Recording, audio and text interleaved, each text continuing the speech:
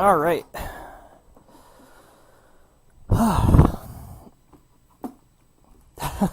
No, I'm afraid I won't be able to do bucket. Turn the game volume down there a bit. Art in PCB stands for printed circuit board. It's actually not really an arcade term so much as a general electronics term. So, anyway, let me turn my volume on my headset down a bit here, quick. It's pretty intimidatingly loud. Alright, so, I'm going to go into the dips quick to make sure I have this set correctly. Yeah. So I'm playing this game on very difficult because, it's more interesting that way to me. Wait, this is... yeah, okay. Volume?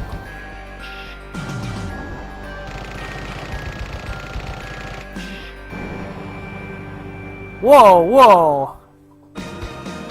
Dang, DJ. Alright, so, I'm going to be playing as Boomer, who may or may not be Jean-Claude Van Damme.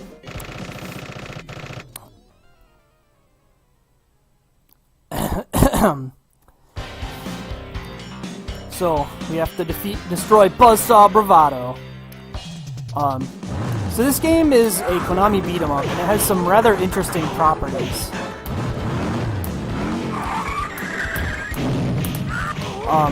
Grounded attacks are very powerful.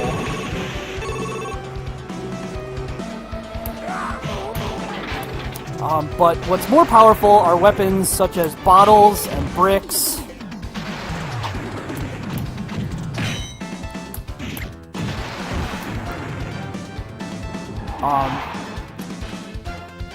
Throws are also very useful for positioning, so there's a lot of clever item use to get safe attacks on enemies, because enemies do a lot of damage to you, as should be exampled by the fact that I just got punched twice by a random mook and took 20%. Actually, more than 20%. But anyway, the boss here has an interesting glitch that you can hit him with a wheel before he actually has spawned correctly, which leads to some interesting things in this fight.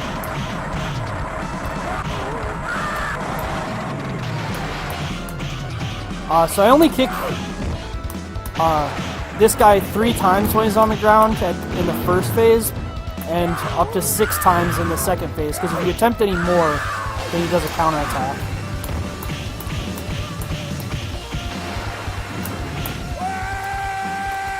But that's stage 1.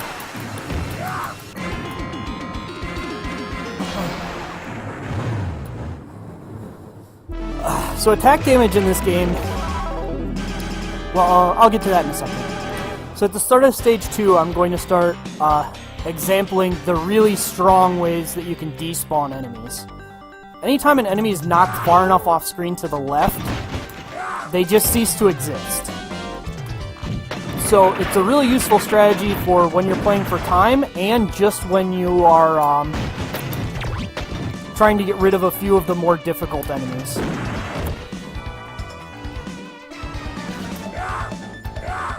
One of the reasons that Boomer is so good is because his both buttons attack reaches significantly farther than the other ones, although apparently not far enough for this guy.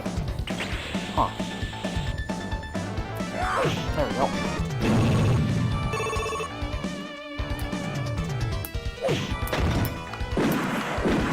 So the shotgun is a great weapon because it does 40 damage, whereas the other attacks you do tend to do 2 or 4.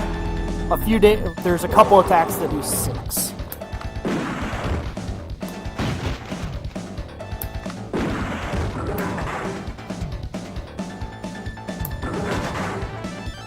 So this is the only sub-boss in the game, actually. Joe is not a terribly difficult fight, but he can be annoying if you do the wrong things. So that attack that I did is a rather important technique that I call head punching, which is a throw that you do if you're at a very specific range. And it's important because those do 6 damage per punch, whereas most attacks that are available to you, like this roundhouse, does 4 damage per attack. So, very useful.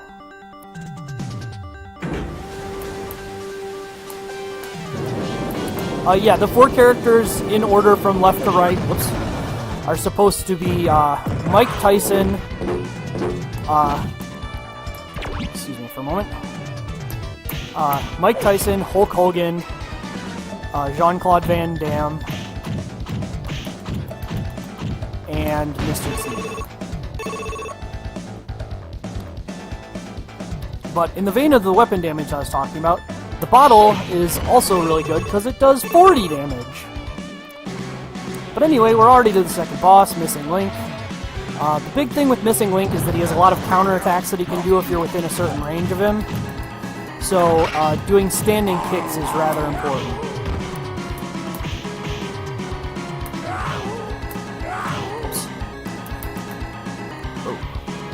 Whoa, you can also do that sometimes, which is pretty disastrous if he does it at the wrong time, because it can hit you twice.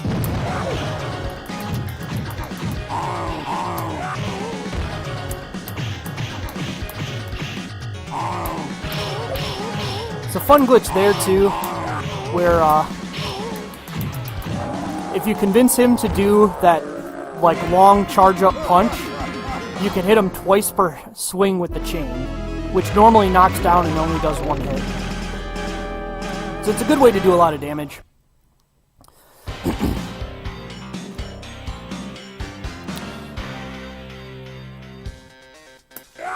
But anyway, we're on to stage 3. Which is where, this is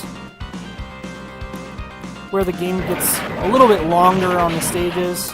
Well, at least this stage does. I guess stage 4 doesn't. Those lamps, like the shotgun and bottle, do 40 damage, so great way to eliminate tougher enemies quickly.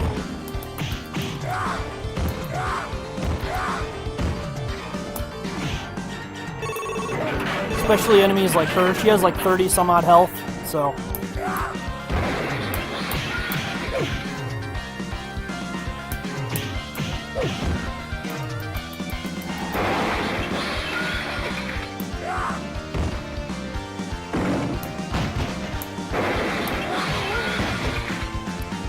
These firebombers are another guy. They have 40 odd health, so I'm just going to kick him off the side of the screen and not deal with him.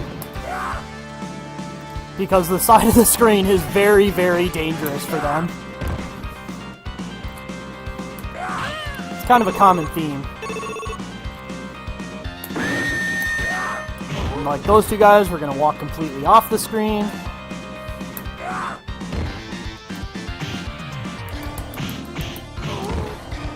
So this part right here is actually kind of dangerous as Boomer, because his kicks kind of suck. Those guys have actually 0 HP. They spawn with none. But one property that the attacks have in this game is that if they detect that an enemy is low on health, they'll do the stronger version instead of the quicker version, which for Boomer in particular is kind of disastrous. Okay.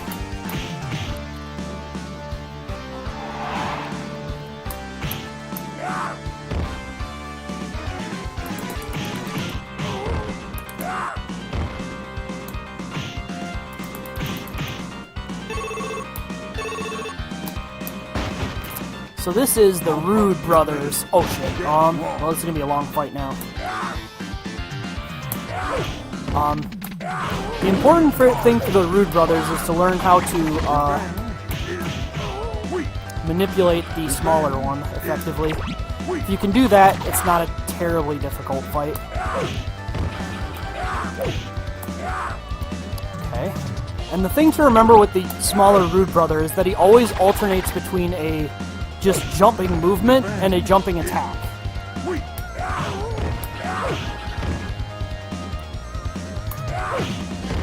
Should be dead on the next hit. Yeah. Now once the smaller one is dead, the larger Rude Brother has some issues with his attack times.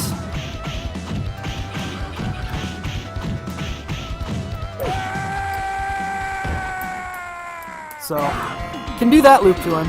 It's pretty fun.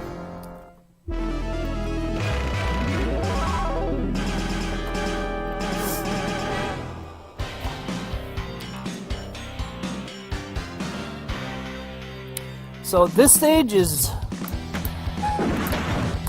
Got the dog. This stage is unique in that they give you a lot of tools right at the beginning of the stage that you wouldn't normally have, such as a shotgun and 2 bottles. The 2 bottles are actually interesting because they're Molotovs, which you're supposed to throw and hit people with the fire of, but the actual swing process of throwing them is also an attack, and that attack counts as a bottle. Interesting OTG kicks there. Okay.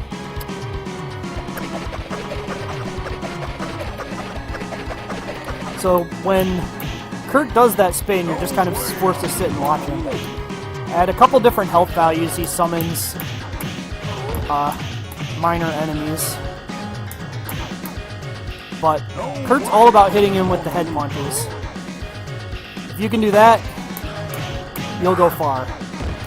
And during his second and third phase, with Boomer in particular, doing 2 head punches and then doing the shoulder toss sets up a... okay. Sets up another head punch quite nicely, so... Pretty easy fight to do when you're just doing him.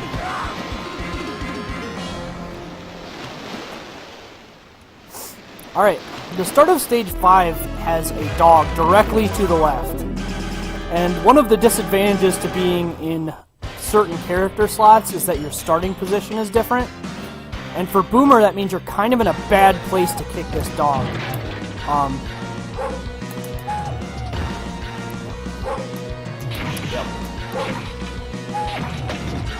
That was interesting. Never seen him hit like that before.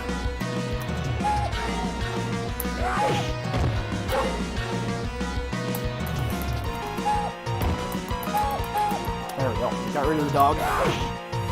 Dog is a problem. But... okay. Hitting both those guys with the bottle helps a lot.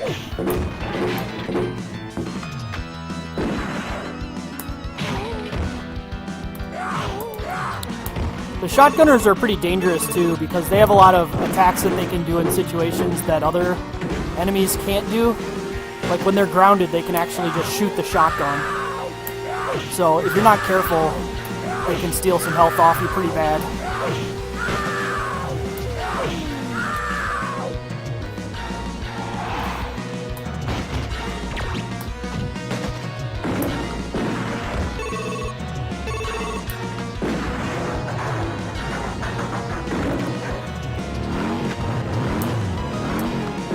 But yeah, proper shotgun use takes a lot of the thread of this game out.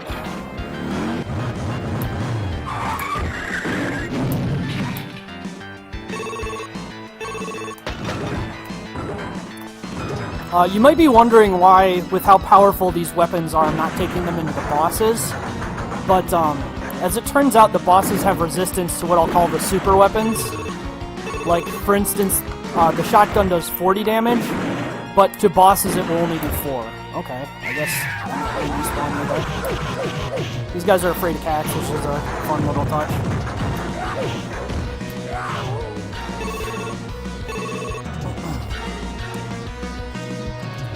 Let's go ahead and open these for a little bit of safety.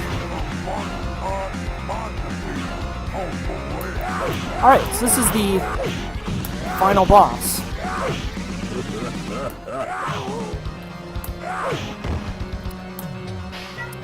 Faust has some interesting properties, but for the most part he's not terribly difficult for Boomer.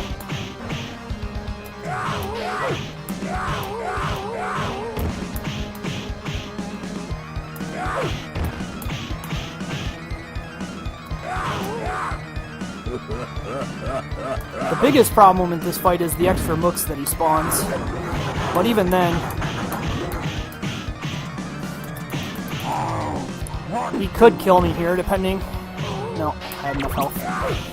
Yeah, Faust tends to set up situations where he gets to hit you again for free after a knockdown, so I was kind of playing it risky having my health where it was. I also can't really be over all the way on the left there because of this attack that he does at low health. if you're in the wrong position, you basically have no chance of surviving. But anyway, that's Faust, who's the final boss, but not the end of the game. We rescued cute Kate.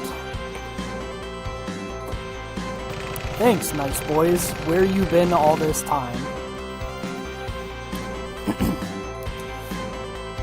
So, most of the difficulty from this game comes from this stage. You ain't leaving this town alive! I'm not going to be talking a lot during this stage for what I feel will become fairly obvious reasons.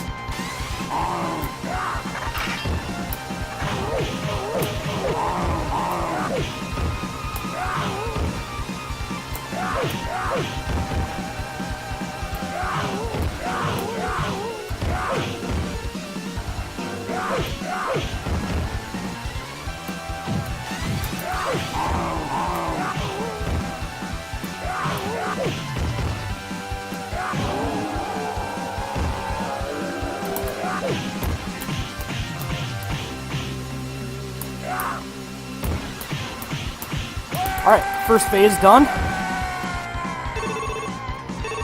Second phase is probably the most difficult.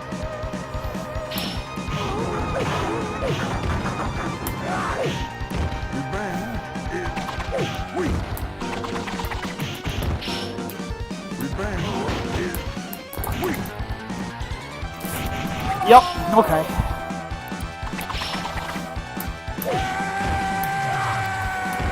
Yeah, unfortunately a very small mistake at the beginning of Phase 2 means it's very difficult to complete it without dying.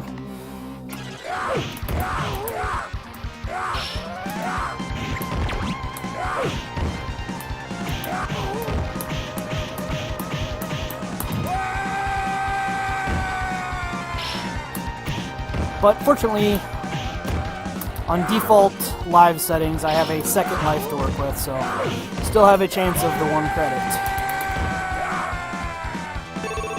Alright. Last phase is also pretty challenging, but there's a few things you can do to mitigate it.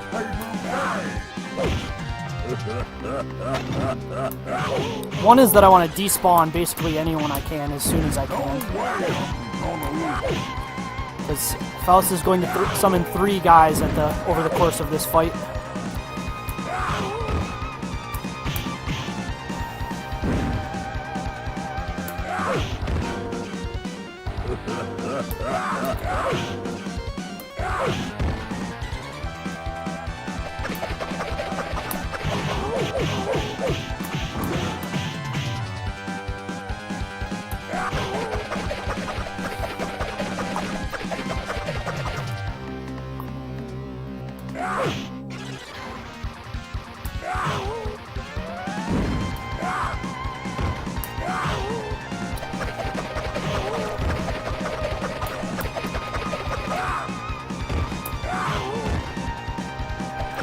This is really bad luck from Kurt. I can't do much when he's doing that spin. He controls a lot of the screen when he's doing it.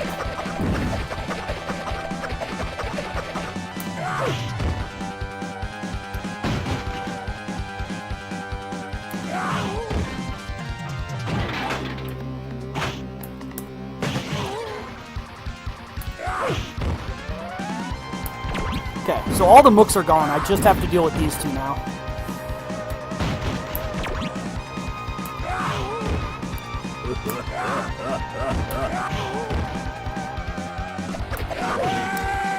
Alright.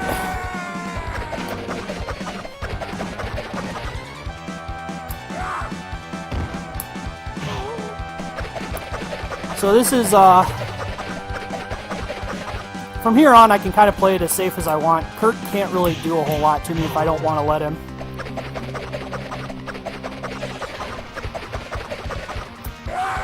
And that's the game.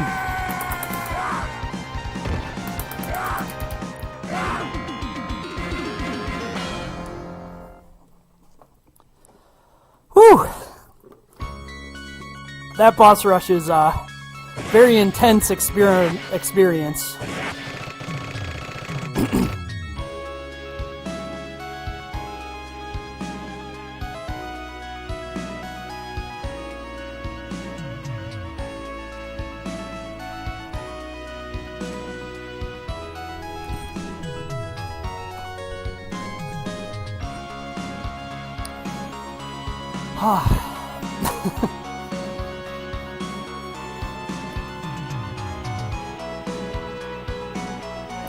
Yeah, Kitches.